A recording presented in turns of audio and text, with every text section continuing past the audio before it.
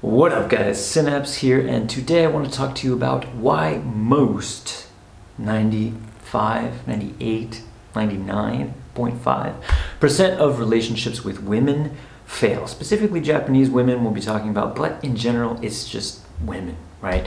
And we're not going to put all the blame on either party here. Hopefully this will be somewhat balanced, but this is coming from the perspective of a man. So if you're not ready for some brutal truths, both about yourself and about women in general, if you are easily offended, if you want to cling onto your comfort, pillow and blanket and your fragile myths and illusions about the world, then just go back to the cat videos. I really don't care. But if you want to hear some brutal, real truths and how you can actually avoid all of this, avoid all of the traps of, long-term dating, and if you want to date a girl for the long term, how to do it correctly, then stay tuned because this is going to be a good one. Now this topic is pretty near and dear to me. I've seen so many guys, I get so many guys come up to me, message me, email me, whatever. They say, look, like I've been in this long-term relationship, it's not working out, and they go through all of the things. And a lot of these guys are really trying so hard, right? So it does break my heart, right? These are guys who've been married, who've been in relationships, who are really trying to give the world to these girls, right?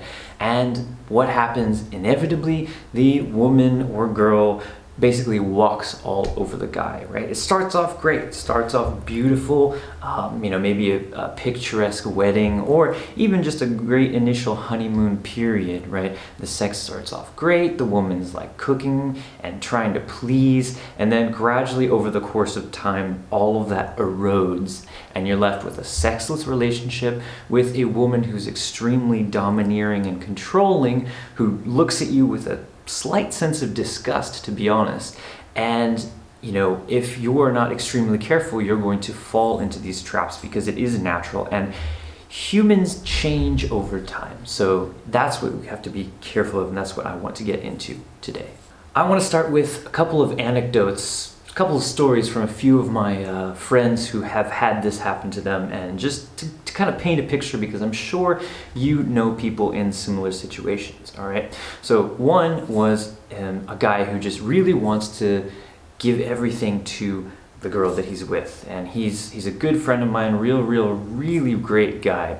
And all he wants to do when he had this girlfriend, he wanted to take her on trips, he wanted to, do everything for her. He ended up making a credit card for her, and she would just, he was like, here, I don't want you to worry, I don't want you to have to work. She was at that point a kaba, I believe, so a female night bar kind of worker. He was like, look, I don't want you to do that job anymore because it's kind of draining your soul, and I want you to, just do what you want to do. Let's be free. Let's have a beautiful relationship. Let's go on trips around the world. I can take care of you. Everything will be great. And what did she do in the end? So, on one of these trips, you had the tickets, you had the hotels reserved. They were going to go abroad and have a beautiful time. And the day of, she just canceled on. She just flaked, right? And that broke my man's heart, right? And so what led to this kind of situation? How can we avoid getting into this? Because, theoretically, from her point of view, right, this guy is young, good looking, got money, is very sociable, very cool, and yet at the end of the day she just shat all over him, right? And what did she do? Well, she flaked on the beautiful vacation, which still blows my mind. Even if you're gonna ditch a guy or something, at least go on the vacation and enjoy yourself and then do it afterwards. But basically it all comes down to the fact that he was overly eager to please her, and he overcommit to her without making sure her behavior was in line with what his expectations are, without holding his position and asserting himself in the relationship. Now, again, the guy is coming from the best possible intentions. So it's not like love is something that works as long as you have good intentions, right? There's actual specific things that need to happen along the way to make sure a relationship goes well.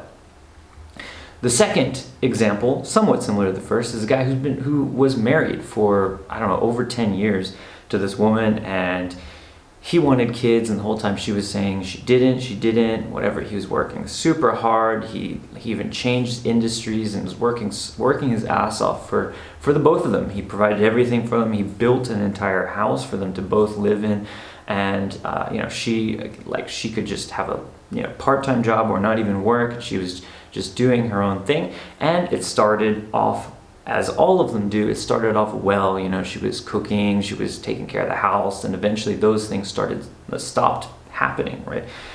So he was like, okay, no worries, I'll get a maid or something. We can just do that thing, right? But guess what? Over time, she just eroded away her own responsibilities. She took him for granted, and essentially, in the end, they got divorced.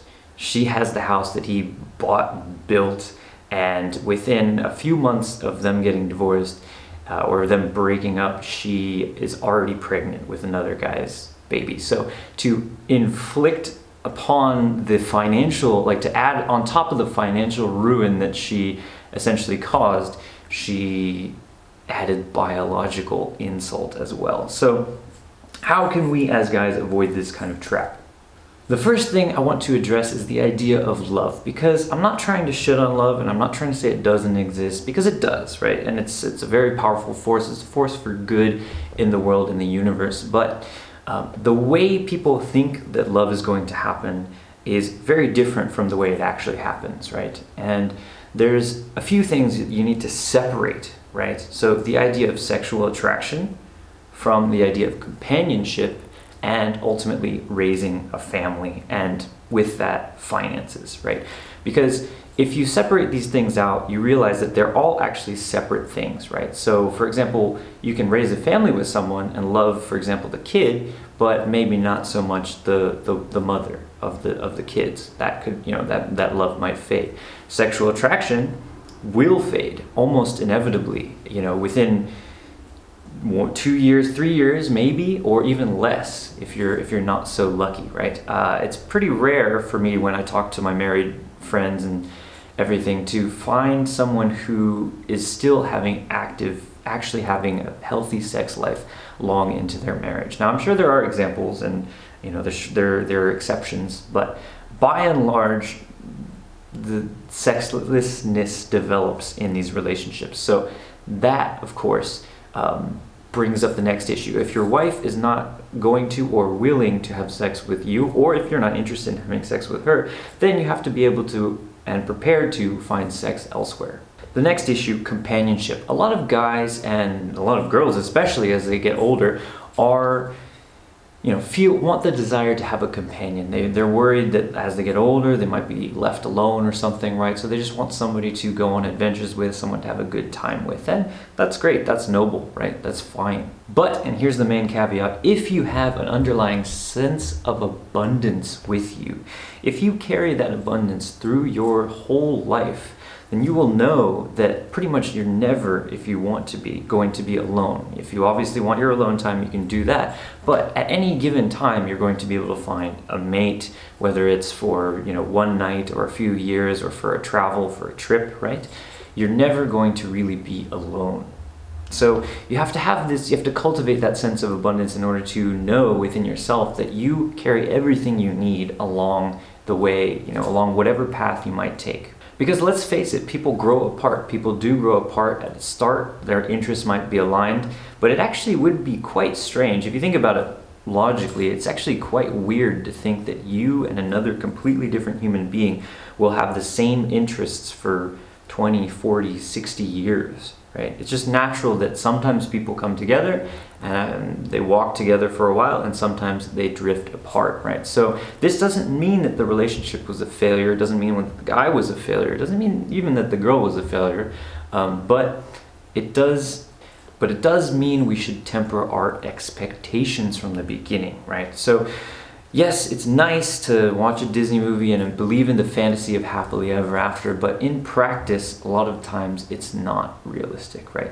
And this isn't meant to shatter your dreams or destroy, your view of love or romance or anything. And I will provide some optimism here, because I think if you abide by a few basic principles, you're going to be extremely happy. In fact, far more happy than you will be, trying to stick it out with one person who you perhaps hastily decided upon at the beginning, but everybody gets a little bit blinded by beautiful faces and the girls they might like or love. So that's not any fault of yours or whoever for doing that, but let's just lay out some principles that are going to keep you in line and out of harm's way. So if you take nothing from this video, if you stop in the next 30 seconds, take just this one piece away.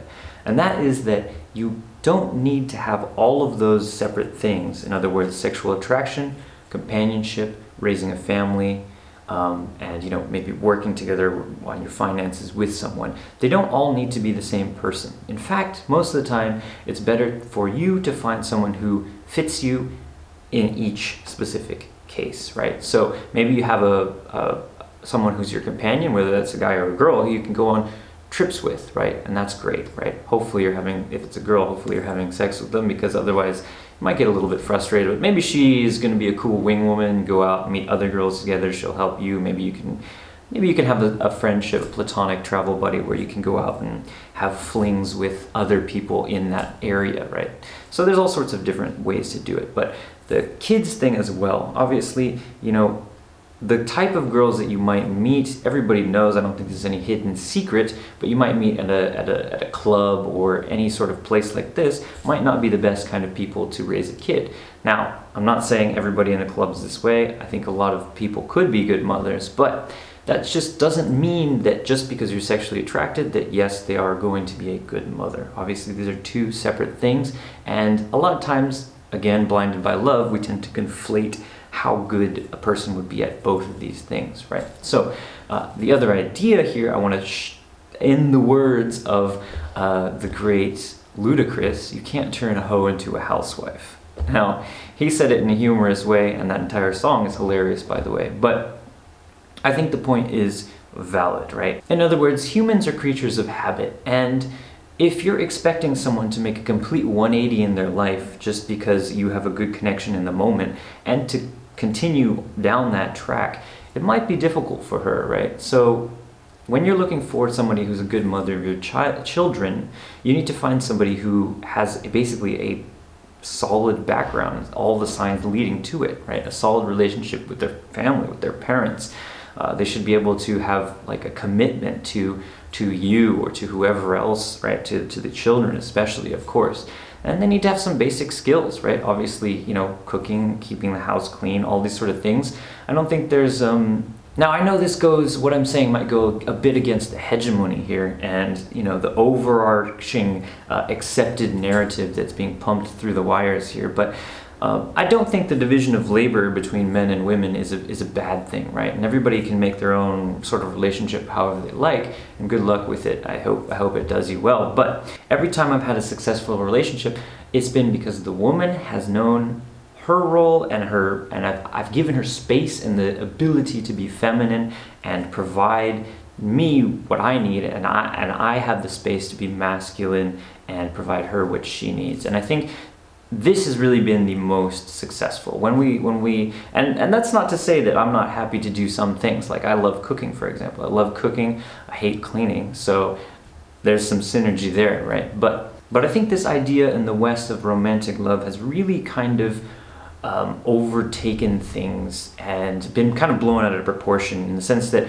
we think that someone that we're sexually attracted to is also going to make a great mother, and that's not always the case. In fact, if you look at some societies such as India, where there's a lot of arranged marriages, they actually end up loving each other a lot more because of it, right? Whereas because we have choice, out in the West or most of the world, because we have choice, we end up sort of looking grass is greener, and we sort of end up slacking in our own roles, and we think in the end, well, I chose this, so I can choose something else if I want to. But realistically, working for things and having clear defined roles is the best way to have a positive, successful relationship. So the other thing that you might have noticed in some of those initial stories, and I've also noticed from living with several girls and is that they essentially start to take you for granted, right? At first, they're happy to please, they go out of their way to make things work, and then gradually they reduce their own responsibilities, they get accumulated to the way that you treat them, and essentially they pull back what they have to do. They give you less, they clean less, they work on the appearance less, they withhold sex from you until you're pretty much miserable, right? And I think a lot of people might recognize this, but I like to say that women are like a gas, right? And they expand to fill whatever space you give them, right? So if you give them the entire world, they'll expand to fill that and then be like, well, what about that world over there, right? Buy me this, take me here, do this for me, right? They want more and more and more, right? And that mainly stems from the fact that they don't have a little bit of anxiety in them. You've given them so much, you've given them the entirety of yourself, that they feel that they can get a little bit more. Everybody's a little bit selfish when it comes down to it. So how do we avoid this? How do we avoid getting taken for granted and having women sort of walk all over us, right? Well, first of all, you got to come from a place of abundance. You can't just pick the nearest pretty lady. You got to go through hundreds or thousands of them and feel like you can get them at almost any time. Maybe a better one than her, right? So you have to feel like you are choosing specifically her for specifically these reasons, even though any given day you could meet another girl. There's a lot of ways to do this. You could do, dating apps or something like this, go out at night, but I do think the best way is to go out and talk to girls on the street in public. Nothing will instill a sense of abundance in you like realizing that you can walk out there and meet a new girl any given day within, 10 minutes, 15 minutes, as much time as you have. You don't need any more time. You don't need to think like it's a massive time sink that you're going to drain thousands of hours into, although I definitely have. You do need just a few minutes every day. Just go out as you're walking about your day, talk to a few girls. You will pretty shortly meet some really amazing ones, right? And when you get in those relationships, what happens with a lot of guys is they stop doing this. They stop meeting new girls, right? Especially in this proactive way. And the woman senses that. The woman can read you and she knows, he doesn't really have that many options. I can slack off on this and, he's not going to do anything. He's not going to leave. Whereas for the girl, if she's still walking about in the world, if she still looks good, she's going to get hit on by guys all the time. So you can think of this as she's getting that validation from other guys. She knows where her options are. But in a longer term relationship, the guy sort of might stop looking. He might stop feeling like he has options. He might stop feeling like he has power, and he becomes essentially just a kept man, right? His testicles are handed over to the woman to do what she pleases with. His finances are in her hands.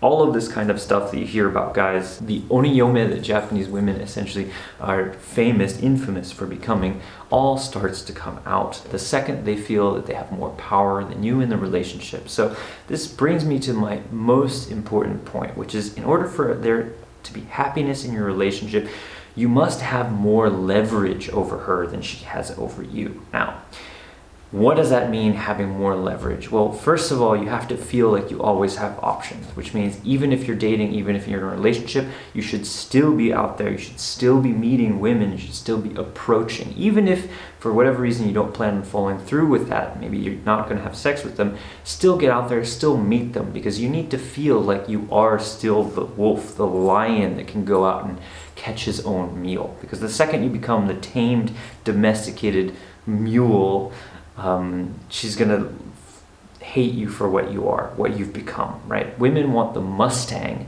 the horse that's wild and free and running around across the savannah, right? Just in the US, the grasslands, that's the Mustang, right? She's untamable. The Mustang will bite you if you try to ride it. It will buck you off. It's not going to have any master, and it's going to go do its own thing, right? Well, what happens in these relationships is a lot of guys become the mule. What's the mule? Well, the mule's there. The mule's there to do whatever work you need whenever you need it. The mule has no purpose. It's been trained, it's been tamed, and you better believe the woman will fall out of love with the mule as fast as she fell in love with the Mustang. So you have to make sure you're always the Mustang throughout the duration of your relationship. So That is why it's really important to continue to sharpen that edge, continue to go out and meet new women, even if you're in a relationship. Now, if you don't feel like it, sure, you don't have to sleep with them, but do make sure you're meeting plenty of beautiful women and you're reminded essentially why you chose the woman you're with if you want to be in a longer term relationship. But at the same time, you're reminded that, hey, if she acts up, I can go find another one. And it's not that big of a deal. I'm not lost. It's not too late, right? I have the freedom of choice, right? She will feel that yo-you, that sense of abundance within you, and she will respect it and ultimately fall in line and continue up her side of the bargain. And on top of this, women really do need to feel like they're number two in your life. Now, this is no woman is ever going to say this, and chances are you'd be hard pressed to find anyone that would ever admit to this. But she needs to feel like she is not the absolute end-all be-all top priority for you, right? So there's a lot of things that you should have as higher priorities than any given woman, right? For example, your finances, your career, your fitness, your health, and your children if you have any. All of these things need to be more important to you and uncompromisable. There's no way in which no thing she can do, no tactic she can try, no demand she can make that will cause you to bend or to cave on any of those priorities and give her higher priority, right? Trust me, she will love you more for it if she senses that you have your priorities in order. And, while you do love and respect and admire her, she's never going to take that number one spot, right?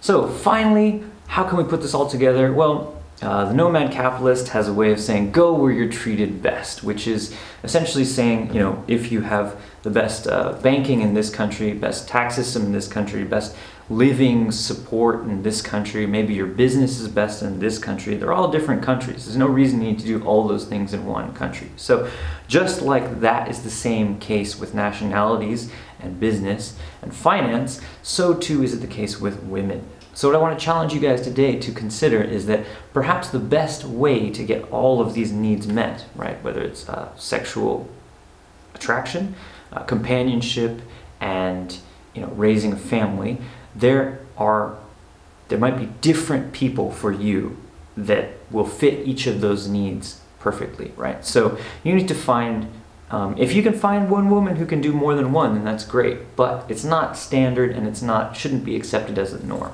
In other words, find the women who treat you the best in each of those ways and show them how to treat you best. Give them clues, give them tips about how you expect to be treated. Have those standards and hold them up to it, right? And make sure you're looking for the right kind of woman for each of these situations. All right, guys, that is it for today. Let me know what you thought. See you guys next time. Peace.